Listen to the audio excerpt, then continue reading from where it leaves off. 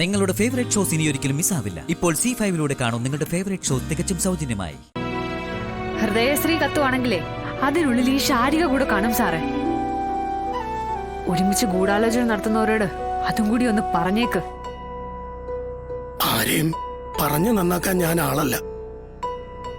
അങ്ങനെയാണെങ്കിൽ നിന്നെയല്ലേ ഞാൻ ആദ്യം നന്നാക്കേണ്ടത്. ഞാൻ പറഞ്ഞത് എന്റെ കാര്യം തന്നെയാ. വൈകിട്ട് ഹോസ്പിറ്റലിൽ അഡ്മിറ്റ് ആവണം. ഹൃദയത്തിന് ചില അറ്റകുറ്റപ്പണികളുണ്ട്. 3-4 സ്റ്റെന്റുകൾ ഇട്ടിട്ടുള്ളതാ. ഇനിയും താങ്ങുമെന്ന് ഡോക്ടർമാർക്ക് തന്നെ സംശയമുണ്ട്.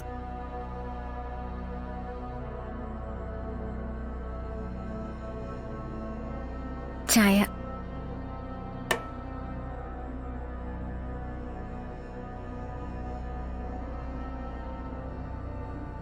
മരിച്ചു കഴിയുമ്പോ തങ്ങളുടെ ഓർമ്മയ്ക്കായിട്ട് ഒന്നും ബാക്കി വെക്കാൻ കഴിയില്ലല്ലോ എന്നുള്ളതാ മക്കളില്ലാത്തവരുടെ സങ്കടമേ. അങ്ങനെ വിഷമിക്കുമ്പോ ചന്ദ്രമതി പറയും, ശാരദാമ്മയുടെ മക്കള് നമ്മുടെയും മക്കളല്ലേ എന്ന്. ആ മക്കളെ കാണാനാ ഞാൻ ഇടയ്ക്കിടയ്ക്ക് കുടുംബശ്രീയിലേക്ക് ഓടി വന്നിരുന്നത്. നിങ്ങൾ 3 ആൾക്കും ആദ്യമായിട്ട് അക്ഷരം പറഞ്ഞു തന്നത് ഈ ഞാനാ. ആ ബഹുമാനം ശാരദാമ്മ എന്നും എനിക്ക് തന്നിട്ടുണ്ട്.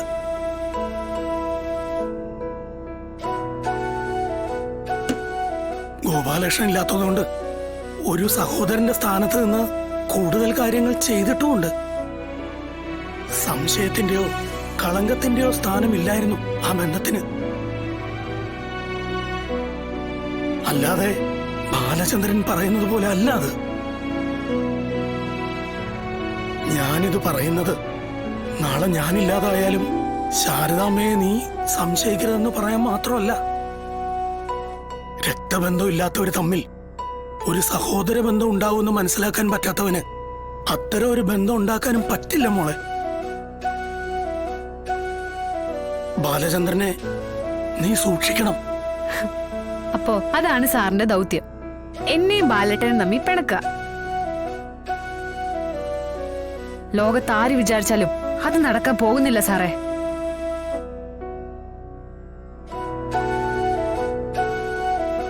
മുമ്പ് മക്കൾ എന്തെങ്കിലും കുരുത്തക്കേട് കാണിച്ച ശാരദാമ്മ പറയുമായിരുന്നു, കുറുപ്പ് സാർ നല്ല ചുട്ട അടി കൊടുത്ത് അവരെ നേരെയാക്കാൻ.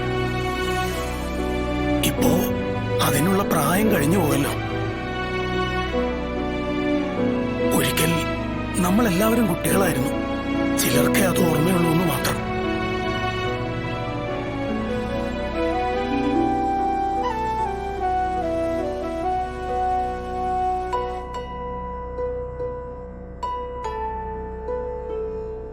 ഇതാ കാശ് ഇവിടെ വെച്ചിട്ടുണ്ട്.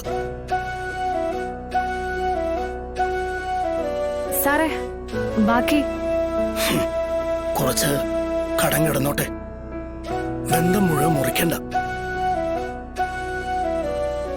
ഡൗൺലോഡ് ചെയ്യൂ C5 ആപ്പ്. കാണൂ എല്ലാ എപ്പിസോഡുകളും സൗജന്യമായി.